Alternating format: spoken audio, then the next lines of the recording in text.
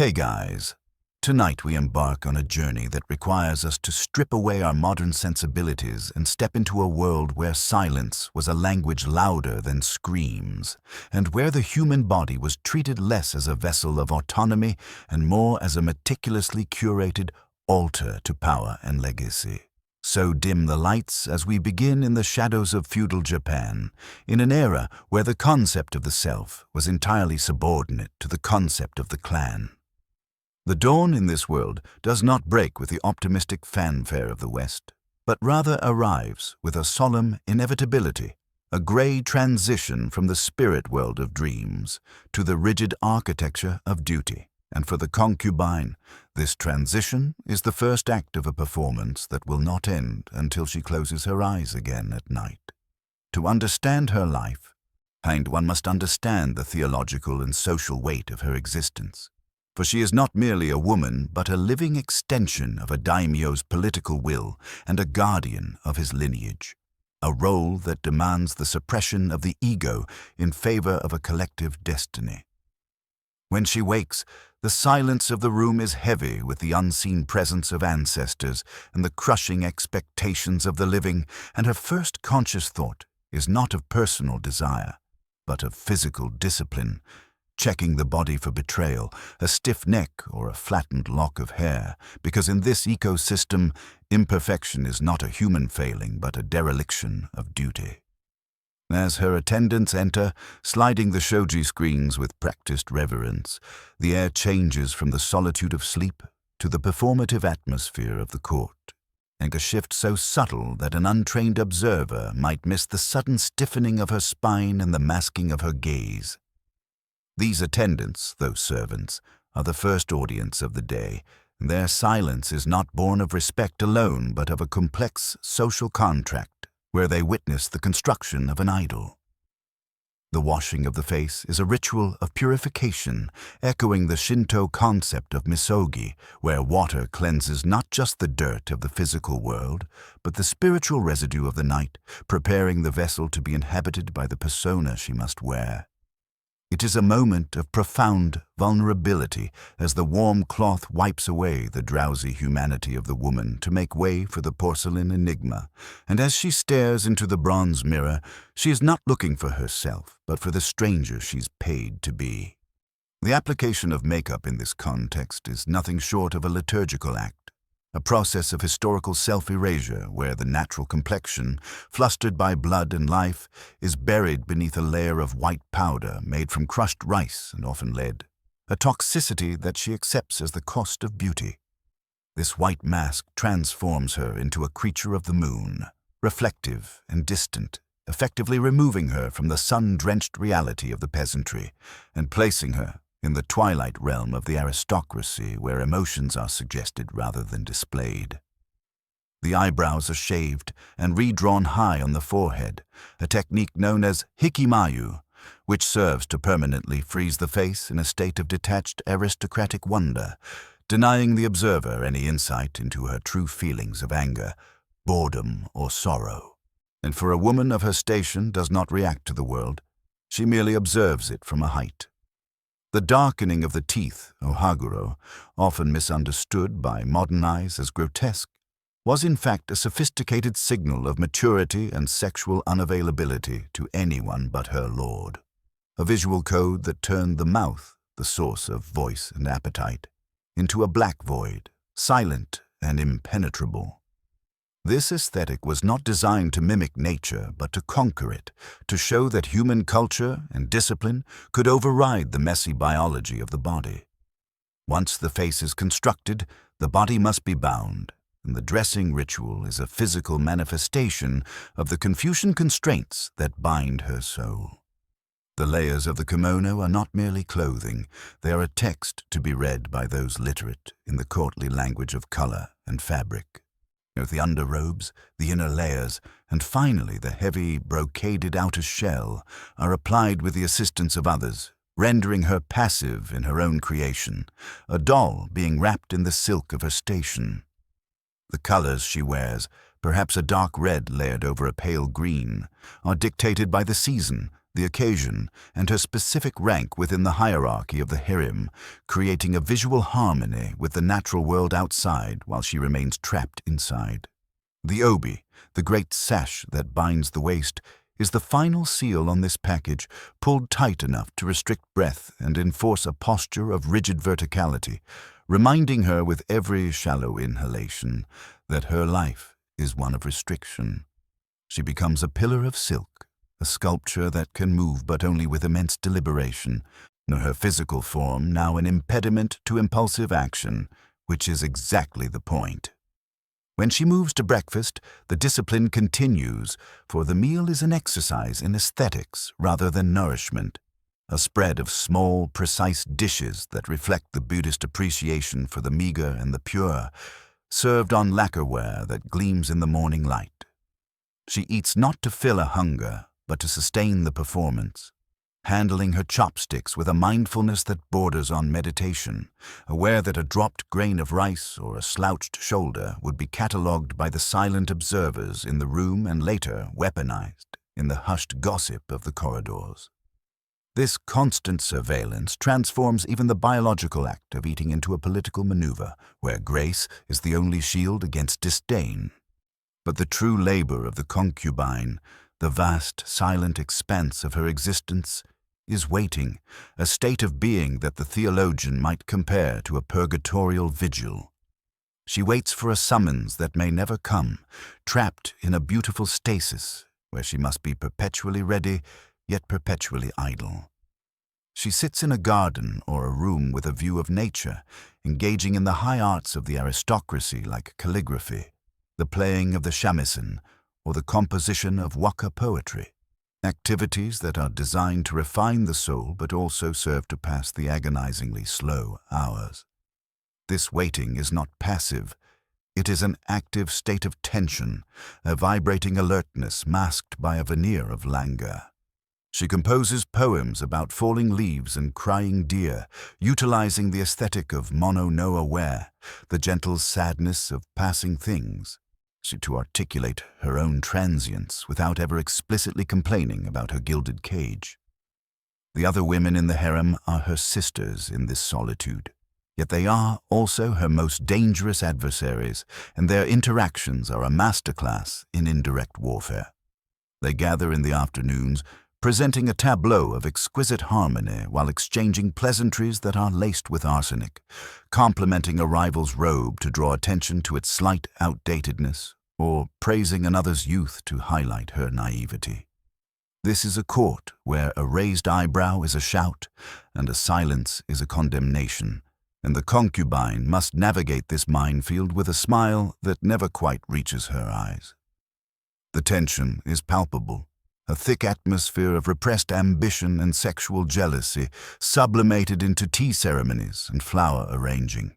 And as the sun begins to wane, the air in the compound shifts toward anticipation, and the concubine engages in the second cleansing of the day, the bath, which serves as a demarcation between the political day and the potentially erotic night. Stripped of the heavy silks and the social armor, she is briefly just a woman in hot water, scrubbing away the psychic residue of the waiting hours, scenting her skin with incense and oils not for her own pleasure, but to make herself an olfactory offering to the daimyo. The preparation for the evening is a gamble, a hopeful liturgy performed at the altar of chance, for she prepares herself fully, hair re-oiled, face re-powdered, robes changed to something more alluring, without knowing if she will be called. If the summons does not come, she must dismantle this creation alone, not blowing out the lamp and lying in the dark, with her ambition thwarted, a nightly death of hope that she must mourn in silence.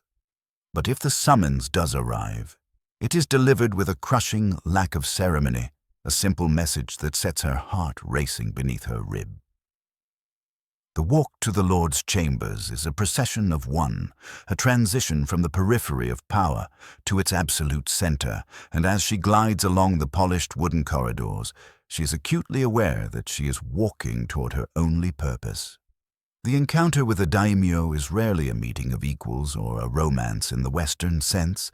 It is a ritualized intersection of need and duty.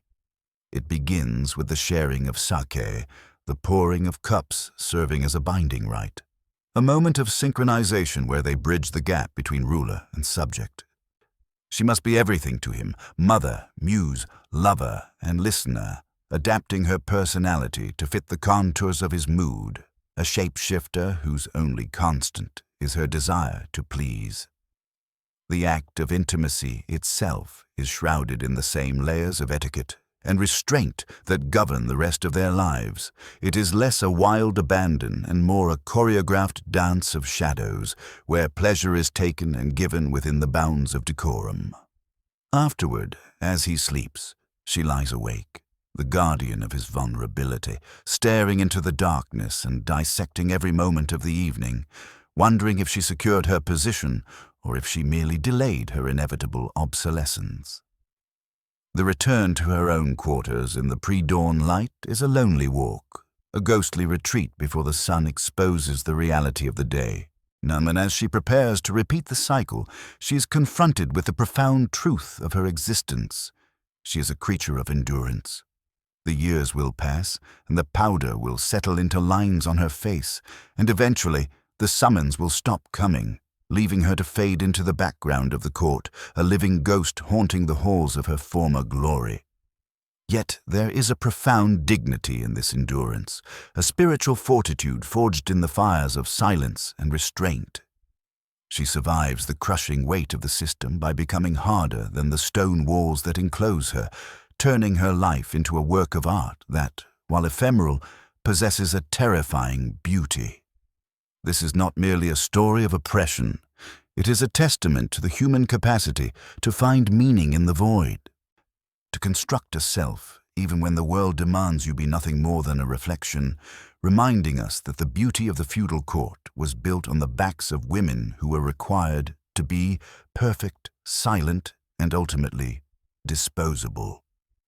If we cast our gaze further back in time and across the vast expanse of the Asian continent to the cradle of civilization, we find that the stifling silence of the Japanese court is replaced by the rhythmic chanting and visceral heat of ancient Babylon, where the boundaries between the sacred and the sensual were not merely blurred, but deliberately obliterated in service to the divine.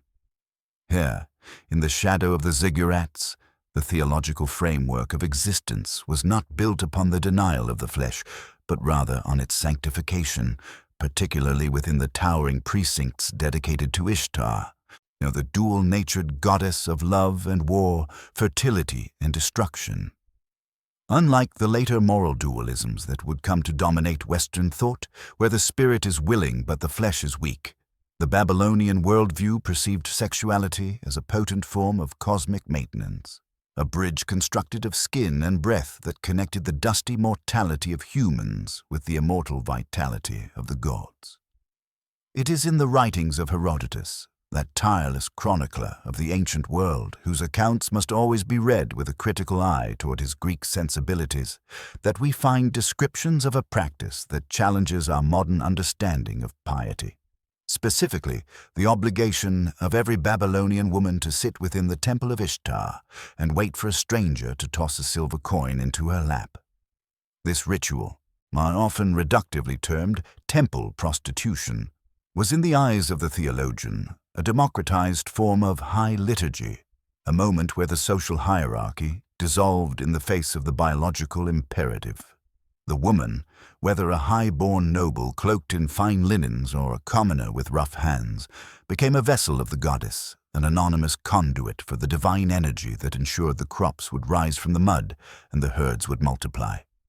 The coin tossed was not a transaction of commerce, but a votive offering, and the act that followed was a reenactment of the primal creative forces that birthed the universe, an act where to refuse was to reject the goddess, an act of hubris that could invite sterility and famine upon the land. Thus, the temple was not a place of shame, but a theater of sanctity, horns where the heavy scent of incense mingled with the musk of bodies, and the sounds of prayer were indistinguishable from the sounds of passion, all rising together into the Mesopotamian sky as proof that humanity was still participating in the great work of creation. As we move westward across the Mediterranean to the rocky archipelago of Greece, the solemn duty of Babylon transforms into the frenetic ecstasy of the Dionysian mysteries, where the goal was not to maintain order, but to ritually dismantle it. If Babylon was about the stabilization of nature through fertility, the cult of Dionysus was about the liberation of the soul through madness.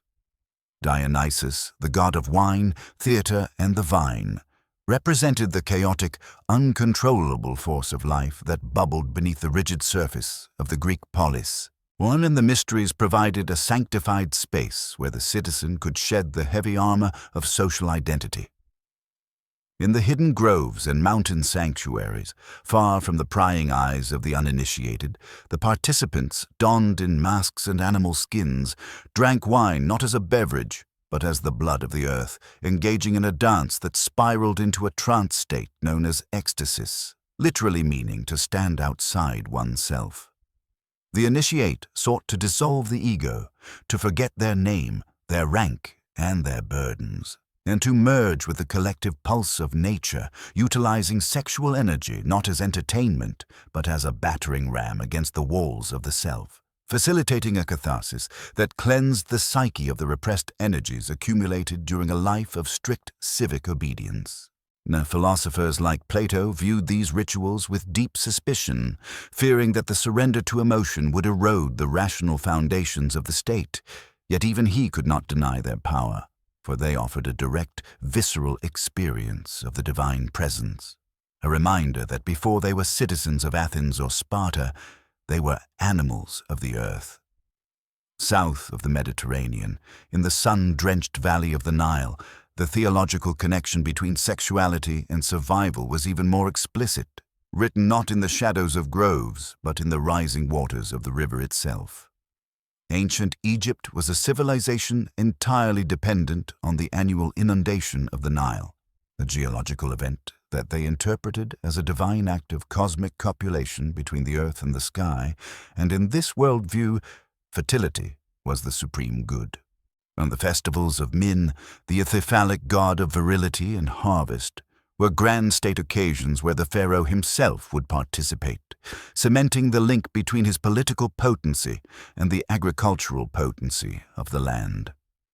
Statues of Min, displaying his exaggerated manhood, were paraded not as obscene caricatures, but as comforting symbols of abundance, promises that the grain silos would be full and the lineage would continue. Similarly, the festivals of Hathor, the cow-headed goddess of love and motherhood, celebrated the intoxication of life through the festival of drunkenness, a theological reenactment of the myth where Hathor was pacified by red-dyed beer, saving humanity from destruction. Participants would drink and dance to the point of collapse, entering a state of altered consciousness that was believed to allow them to glimpse the goddess, proving that for the Egyptians, to embrace pleasure was not indulgence, it was alignment with the gods. And then we arrive at Rome, the iron-willed successor to these ancient traditions, where the sacred and the feral collided in the singular spectacle of Lupercalia. Held in the austere gloom of February, a month of purification, this festival was a bizarre relic of Rome's pre-imperial past, centered on the Lupercal, the cave where the legendary founders Romulus and Remus were suckled by the she-wolf.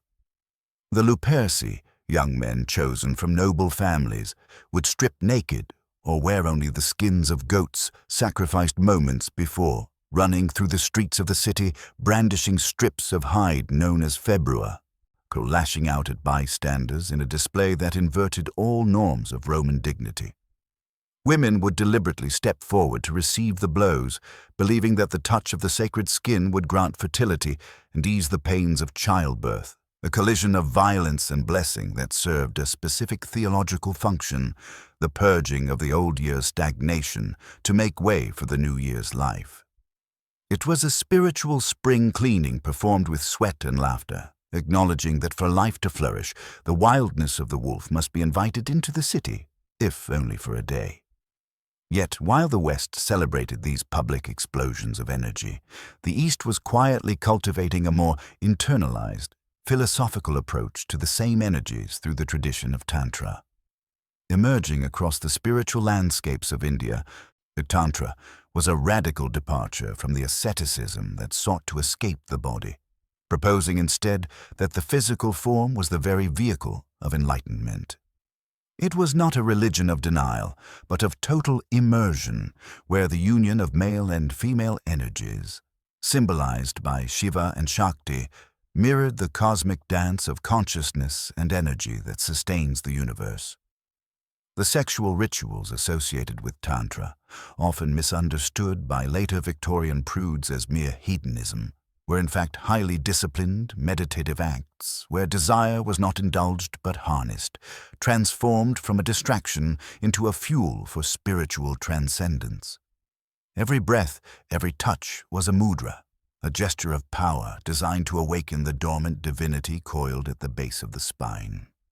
Meanwhile, in the mists of northern Europe, Sig the Celts celebrated Beltane with a fire that burned through the thin veil between the worlds, a festival of the May Eve where the earth's fertility was at its peak.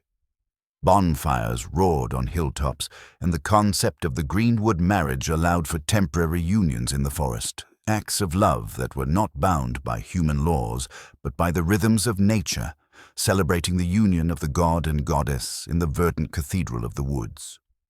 But as history marched forward, a great silence began to fall over these ancient altars, driven by the rise of a new theological paradigm that viewed the body not as a temple, but as a trap.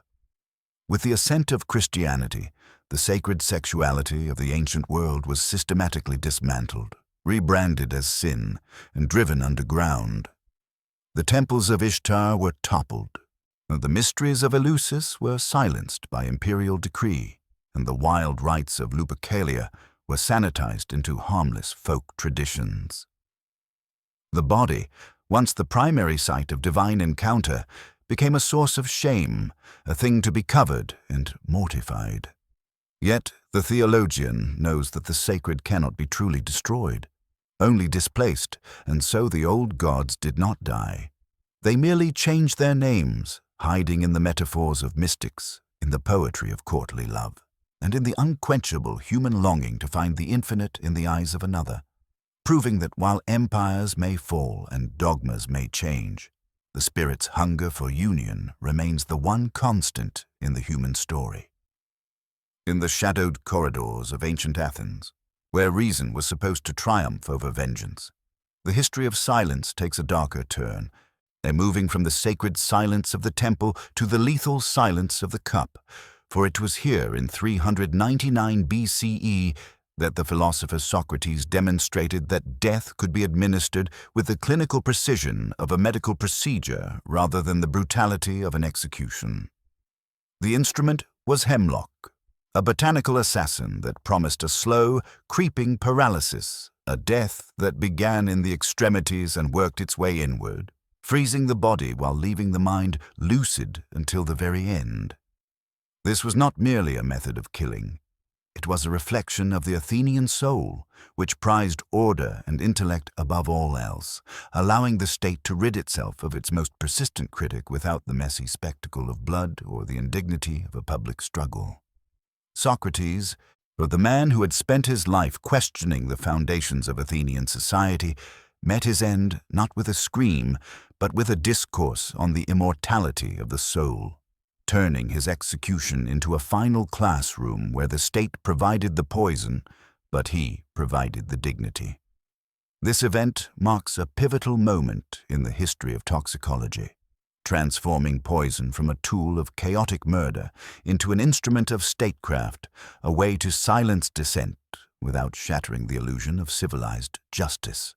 Yet, if Socrates represented the philosophical acceptance of poison, Cleopatra VII of Egypt represented its scientific mastery, for the last pharaoh was not merely the seductress of Roman generals, but a scholar of high order who treated her palace as a laboratory. To the theologian and the historian, Cleopatra appears as a practitioner of the dark arts of pharmakon, the Greek word that means both remedy and poison, understanding that the difference lies only in the dosage. She reportedly tested her concoctions on condemned prisoners, not out of sadism, but out of a rigorous desire to understand the mechanics of death, seeking a toxin that would allow her to exit the world on her own terms, painlessly, gracefully, and without the disfigurement that comes from violent convulsions.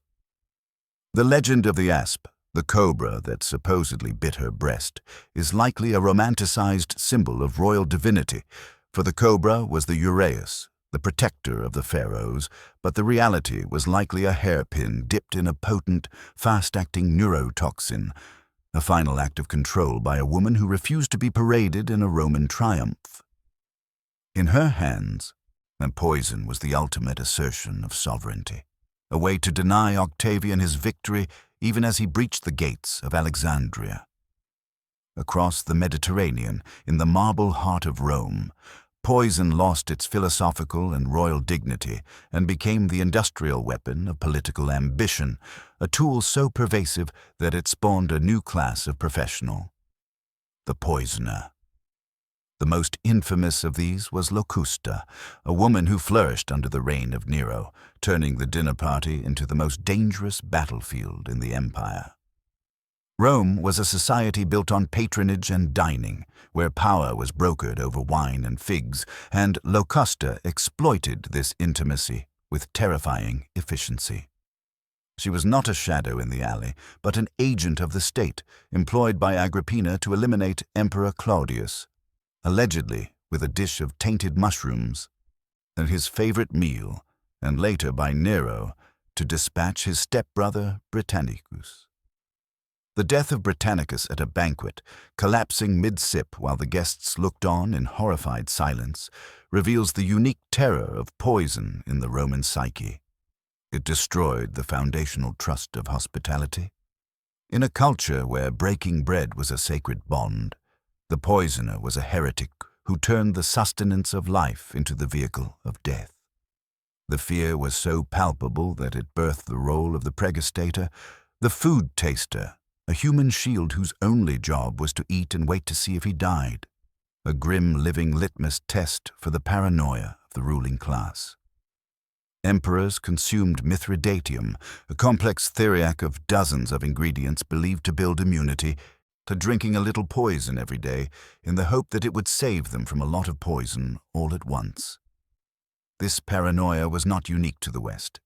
In the Imperial Courts of China, the art of poisoning was refined into a subtle language of power, where the goo poison, legendarily created by sealing 5 venomous creatures in a jar and letting them devour each other until one remained, represented the concentration of pure malevolence.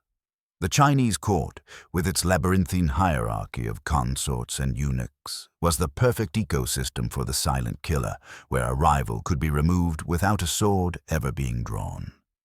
The use of silver chopsticks, believed to turn black in the presence of toxins like arsenic, became a ritual of survival, a daily reminder that in the high stakes of the Forbidden City, the hand that fed you was also the hand most likely to kill you. But perhaps the most terrifying synthesis of the body and poison is found in the legends of ancient India, specifically in the Arthashastra of Chanakya, which speaks of the Vishakanyas, the poison maidens. These were not women who carried poison. They were poison. Young girls purportedly fed small doses of venom from childhood until their very fluids, sweat, saliva, blood, became lethal to anyone who touched them. Whether this was historical fact or a brilliant psychological operation, the concept of the poison maiden turned the act of love into an act of assassination, weaponizing the very intimacy that humans crave. It was the ultimate subversion of the sacred sexuality we spoke of earlier. Instead of the body being a bridge to the divine, it became a trap door to the grave. Well, this fear of the intimate enemy permeated the ancient world, haunting the mind of King Herod of Judea, whose brilliance as a builder was overshadowed by a paranoia so consuming that he saw plots in every shadow. Herod's court was a theater of suspicion where he executed his own wife, Mariamne, and several of his sons, fearing that the blood in their veins, blood he had given them, was poisoned with treason. His tragedy was that the poison was not in his food, but in his mind, a toxicity of the soul that left him ruler of a magnificent kingdom but destitute of trust. In the Persian Empire, the sheer scale of the court required a bureaucracy of safety, where the cupbearer was not a servant, but a high official, the gatekeeper of the king's life.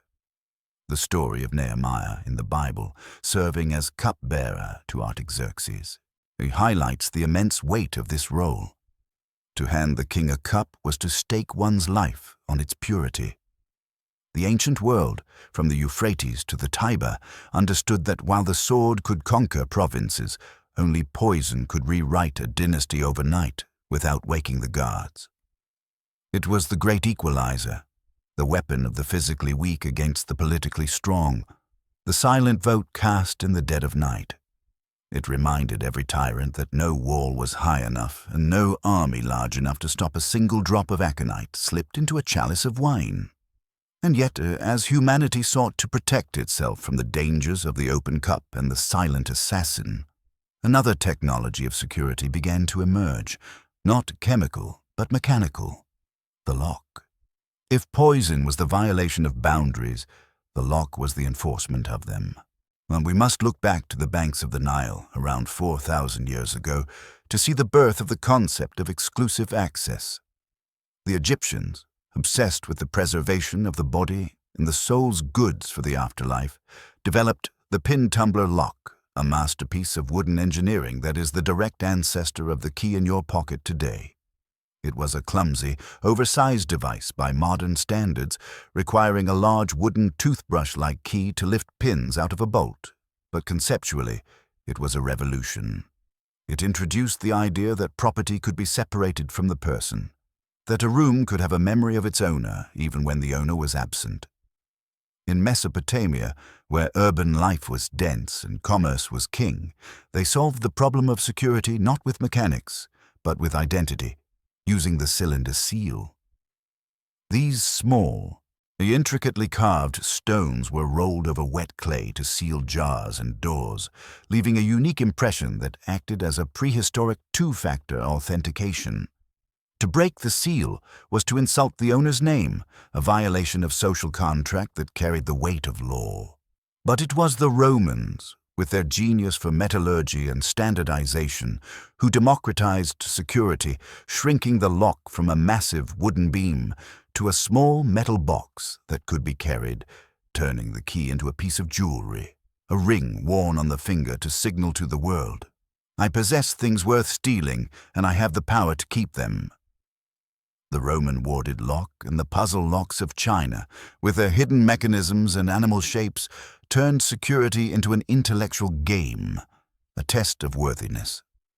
In the Viking North, the lock was a heavy iron statement against the chaos of the raid, while in the Islamic Golden Age, inventors like Al-Jazari elevated the lock to an automaton, a mechanical marvel that celebrated the order of the universe. Thus, the story of history is not just the story of open battles, but of the closed door, the sealed lip, and the hidden drop, a constant struggle between the desire to connect, through sex, through food, through trust, and the desperate need to protect oneself from the lethal consequences of that connection. While the Romans and Egyptians were concerned with the mechanics of the bolt and the pin, the ancient Greeks, true to their nature, turned the concept of security into a matter of civic philosophy and tangible status. In the sun-bleached city-states of Athens and Corinth, the lock was not merely a device, but a declaration of citizenship in the boundaries between the public agora and the private oikos. The Greek key was not the discreet trinket of the Roman senator. It was a formidable object, an L-shaped rod of bronze or iron, often immense in size, sometimes spanning the length of a human forearm. To carry such a key was not a matter of convenience, it was a public performance of ownership. When a priestess walked through the temple precincts carrying the temple key, a heavy, crooked wand of metal, she was physically bearing the weight of the goddess's authority. These keys operated bolt locks that were less about complex internal tumblers and more about the manipulation of massive barriers, requiring a specific, practiced motion to lift the latch.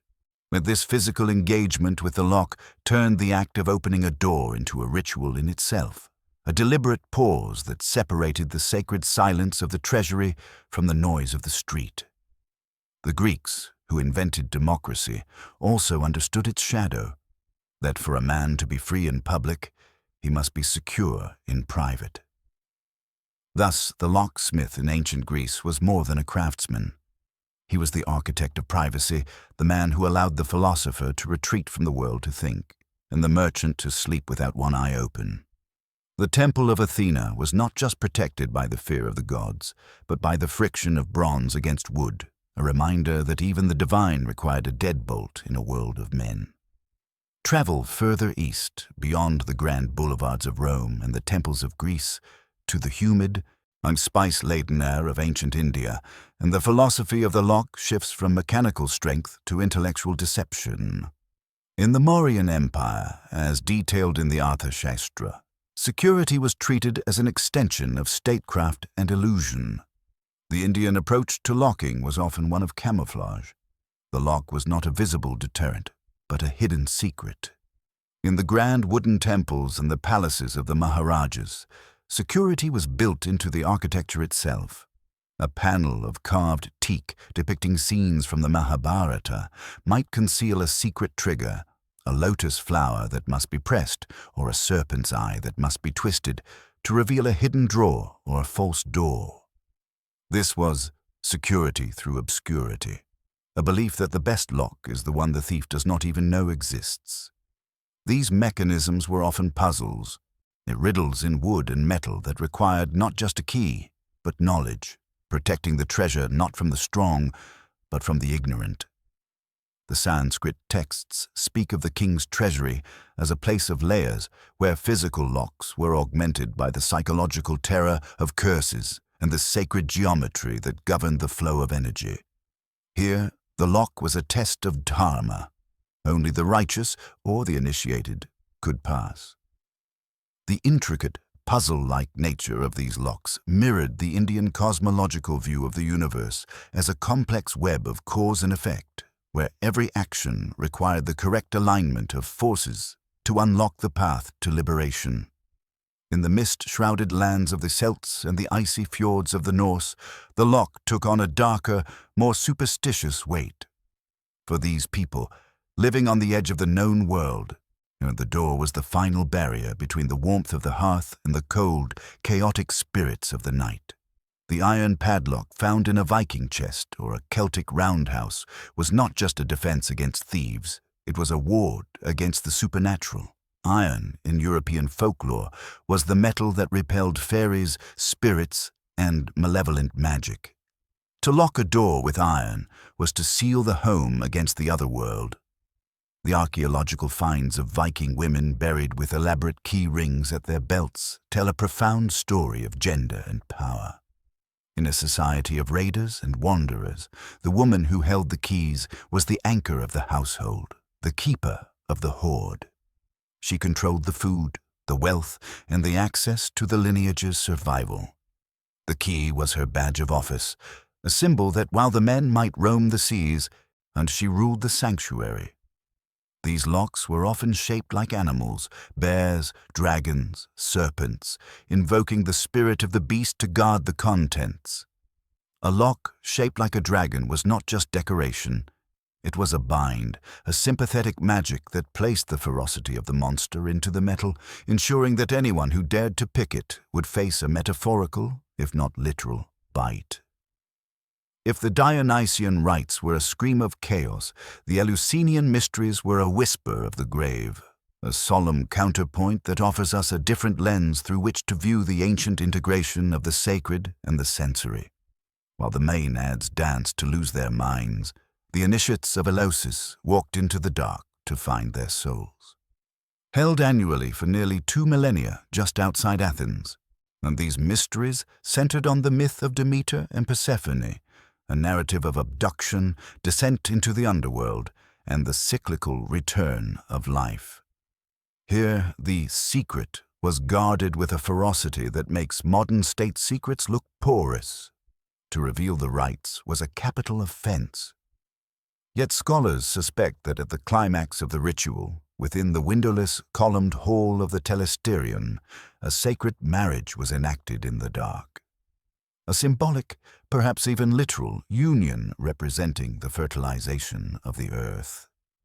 The initiates, having drunk the kykeon, a psychoactive barley potion, witnessed something that removed the fear of death. It was not merely a fertility rite. It was a revelation that the body's capacity for life and the soul's capacity for eternity were inextricably linked. Unlike the democratic nature of the Athenian polis, Eleusis taught that the ultimate truths of the universe were intimate, hidden, and experienced through the trembling of the flesh in the presence of the divine. Digging even deeper into the strata of history, before Babylon raised its ziggurats, the Sumerians of Uruk had already codified the body as a political instrument through the rite of the hieros gamos, or sacred marriage. In the clay tablets of Sumer, we find the goddess Inanna, a deity of terrifying potency who encompassed the full spectrum of passion. The high priestess, acting as Inanna's avatar, would engage in ritual union with the king, who took on the role of the shepherd god Dumuzi. This was not the anonymous exchange of the Babylonian temples. This was high statecraft, the king's ability to rule, the legitimacy of his crown, and the flooding of the Tigris and Euphrates were all predicated on his ability to satisfy the goddess. It was a terrifying burden, placing the weight of the empire's survival on the intimate performance of the monarch. The hierodule, or sacred servant, was not a marginalized figure, but a central pillar of the cosmic order. In Sumer, the sexual act was the engine of the state, a technology of governance as vital as the irrigation canals that watered the fields. This blending of the biological and the judicial finds a darker echo in the ancient Hebrew texts, specifically in the ordeal of bitter water described in the Book of Numbers. Here, we see poison used not for assassination, but for litigation. If a husband suspected his wife of adultery but had no proof, and the law prescribed a terrifying ritual, the woman was brought before the priest and made to drink a potion composed of holy water mixed with dust from the tabernacle floor and the ink of a written curse. The theology here is profound. The poison was not in the water itself, but in the guilt. If she was innocent, the water would be harmless. If she was guilty, the bitter water would cause her womb to rot and her belly to swell. This was a trial by toxicology, a belief that the moral fabric of the universe was so reactive that a lie could turn dust into venom. It suggests a worldview where the human body was transparent to God, a vessel that would physically reject the impurity of sin. Poison, in this context, was the ultimate lie detector, a divine agent that bypassed human courts to deliver a verdict written in flesh. And as we return to the subject of security, we must acknowledge that the mechanism of the lock was not always about keeping strangers out. Sometimes it was about keeping mysteries in. In ancient China, the craftsmanship of the lock evolved into a form of intellectual combat. The trick locks of the Ming and Qing dynasties were designed to confound the mind as much as the hand. These were not simple barriers. They were mechanical riddles requiring a sequence of actions. A hidden slide moved to the left, a gentle tap on the bottom, a specific rotation of a decorative dragon's head before the keyhole would even reveal itself. This reflected a Confucian emphasis on li, ritual and propriety. Access was reserved for the one who possessed the correct knowledge, not just the brute force. Similarly, in the temples of ancient India, and the security of the inner sanctum was often psychological. The garbhagriha, womb chamber, was protected by fear and awe, but also by intricate puzzle locks hidden within the ornate carvings of the door frames, mechanisms that required the priest to manipulate the very gods depicted in the wood, twisting a lotus, pressing the third eye of Shiva to grant entry. Here, the lock was a catechism.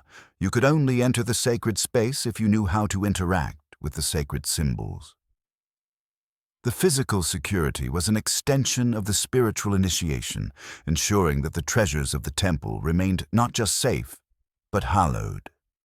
Even in the rugged, wind-swept settlements of the Celts, the concept of locking extended into the metaphysical. We spoke of iron warding off spirits, but the Celts also practiced a form of locking the land itself. And the boundaries of the tribe were secured through ritual markers and the burial of ancestors at key crossing points, turning the dead into the ultimate sentinels. The lock was the reputation of the clan and the spiritual dread invoked by crossing a threshold uninvited. In this pre-literate world, a curse carved into a boundary stone was as effective as a deadbolt. It reminds us that throughout human history, security has been 90% psychology and only 10% mechanics. Whether it was the seal of a Sumerian merchant, the puzzle lock of a Chinese scholar, or the curse of a Celtic druid, the goal was always the same: to create a pause, a moment of hesitation where the intruder must weigh the cost of violation against the value of the prize. As the monolithic weight of orthodoxy descended upon Europe and the Near East, the sacred sexuality that had once flourished in the sunlight of the temples did not vanish. It merely changed its address, moving from the marble altars of the state to the shadowy margins of the forbidden. The theologian finds this transition particularly fascinating, for it reveals the resilience of the human belief that the body is a doorway to the divine. In the early, turbulent centuries of Christianity, before the dogmas calcified, radical sects like the Gnostics held beliefs that echoed the ancient rites. The Carpocratians, a group that scandalized the early church fathers, reportedly engaged in rituals that obliterated social and sexual taboos, believing that one had to experience every earthly condition, including the depths of desire, to transcend them and reach the pleroma, the fullness of God. They were branded heretics, and their texts burned, their names erased, but the spark survived, buried deep within the very tradition that sought to extinguish it. Centuries later, in the stone cells of medieval convents, mystics like Hildegard of Bingen and later Teresa of Avila would describe their communion with God in language so startlingly erotic that it blurs the line between spiritual rapture and physical ecstasy. They spoke of piercing love, of burning fires, of a union that ravaged the soul in a way that the body understands instinctively. This was the sacred sex of the ancient world, sublimated, transformed from a literal act with a temple stranger into a metaphysical consummation with the divine bridegroom. It proves that while you can tear down the ziggurat, you cannot tear out the human longing to merge, to be penetrated by the infinite, and to find in the shudder of the self the silence of God. And as the West wrestled with the theology of the body, the East was refining the technology of the secret. In the transition from the crumbling Roman West to the rising Byzantine East, the lock underwent a metamorphosis from a tool of function to an object of beauty and status. The Byzantines, heirs to Roman engineering but draped in Eastern opulence, crafted padlocks that were miniature sculptures, lions, horses, and crosses cast in bronze, turning the mechanism of security into a talisman. A lock shaped like a lion wasn't just a barrier. It was a guardian, a symbolic threat that the beast would bite the hand of the thief. But it was under the crescent moon of the Islamic Golden Age, particularly during the Abbasid Caliphate, and that the science of security reached a zenith of sophistication that bordered on wizardry. The scholars of Baghdad and Damascus did not just see a lock as a bolt. They saw it as a mathematical challenge. The legendary engineer Al-Jazari, whose Book of Knowledge of Ingenious Mechanical Devices remains a cornerstone of engineering history, designed mechanisms that were centuries ahead of their time. He introduced the concept of the combination lock to a new level of complexity, using rotating discs and letters, requiring the user to solve a cipher rather than simply turn a key. This shifted the locus of security from the physical object to the mind of the owner. To open the chest, you didn't need a piece of metal. You needed a secret. And these Islamic locks were often engraved with calligraphy, verses from the Quran or the names of the owner, fusing the protection of steel with the protection of the word. In a culture that revered the written text, a lock inscribed with "In the name of God, the Protector," was a powerful dual defense, binding the thief with both iron and guilt. Yet there is a final, inevitable irony in the history of locks that no historian can ignore: the eternal dialectic between the maker and the breaker. For every genius like Al-Jazari who devised a new way to secure a door, there was a shadow genius in the bazaar or the alleyway, devising a new way to open it. The invention of the warded lock led to the invention of the skeleton key. The complexity of the pin tumbler led to the art of lock picking, and a skill that requires as much dexterity and understanding of mechanics as the crafting of the lock itself. This cat-and-mouse game is the heartbeat of civilization's struggle with property. It reveals a fundamental truth about the human condition. We are creatures of boundaries, but we are also creatures of transgression.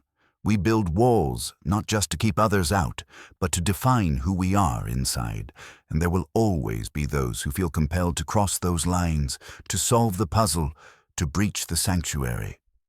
The history of the lock is not just a history of security.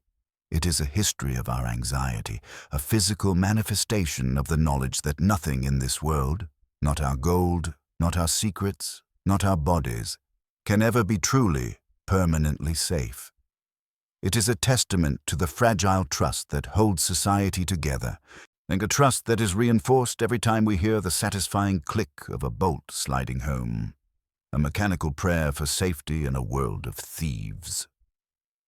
In the court of the paranoid king, specifically looking back at the twilight years of Herod the Great or the banquet halls of Emperor Claudius, the atmosphere of luxury was merely a thin shroud over a pervasive, suffocating terror. The theologian must ask, what does it do to the human soul to view every meal as a potential execution? This is where the figure of the pregustator, the imperial food taster, becomes a tragic focal point of history. This individual was not merely a servant. He was a biological shield, a human canary in the mine of the royal appetite. Every banquet was a game of Russian roulette played with wine and figs. For the emperor, the act of eating, the most primal, unrestorative act of life, was corrupted into a moment of intense vulnerability. He could trust no one, not the cook, not the cup-bearer, not his wife. This isolation is the true poison, a toxicity of the spirit that dissolves the bonds of community. Herod, in his madness, executing his beloved Mariamne and his own sons, illustrates the final destination of this path. A king who rules a graveyard, safe from assassins, but utterly consumed by the ghosts of his own making. The Mithridatic practice of consuming small doses of poison to build immunity is the perfect metaphor for this existence. To survive power, one must slowly poison one's own humanity, hardening the heart just as the body hardens against arsenic, until one is invulnerable but also incapable of feeling the warmth of genuine connection. And shift the scene from the stone palace to the wooden chest, and we see the lock not just as a guardian of gold, but as a definer of human worth. In the brutal hierarchies of the Roman Empire, the lock took on a chilling form when applied to the collars of slaves. Here, the metal mechanism was not protecting property. It was marking a human being as property. The inscription, "If found, return to my master," transformed a person into a lost set of keys, an object with no agency, secured by a mechanism they could not open. This is the shadow side of the security we celebrate. For the master, the key was freedom and power. For the slave, the lock was a heavy, cold reminder of their negation. Contrast this with the Viking woman of the north, for whom the key was a symbol of autonomy. Buried with her keys, so she carried her authority into the afterlife. In her world, the lock was a tool of stewardship, a sign that she was the trusted guardian of the clan's survival. The artifact is the same, a piece of shaped iron, but the theological meaning is inverted. One lock binds a human soul, the other liberates it to rule. It forces us to realize that technology is never neutral. It is always a servant to the ideology of the hand that turns the key. And finally, let us return to the silence of the concubine, for her story is the thread that binds the themes of control, body, and silence together. As she ages, as the paint wears off and the summons cease, she enters a phase of existence that the transcript poignantly describes as endurance. This is not a passive fading away. It is a transition into a different kind of power. The retired concubine, and no longer the object of desire, becomes the keeper of memory. She has survived the passive warfare of the harem, the poisoned whispers, and the suffocating obis. She sits by the koi pond, no longer waiting for a man, but finally existing for herself. In a world that valued her only for her utility as a sexual or political vessel, her survival is a quiet act of rebellion. She becomes a witness to the folly of power, watching the new generation of girls arrive with their bright eyes and painted lips, knowing the hollowness of the prize they chase. There is a profound, almost monastic wisdom in this. She has learned that the true inner chamber is not the one behind the daimyo screen, nor the one locked by the intricate Chinese puzzle key, but the fortress of her own mind, in a space that no specialized tool can pick and no poison can touch. In the end, the history of the ancient world, with its temple prostitutes, its paranoid kings, and its master locksmiths, is a history of the desperate human attempt to control the uncontrollable. Desire, death, and the self. And in every age, the only true freedom found was the one cultivated in the silence of the soul, the only fortress that ever truly held.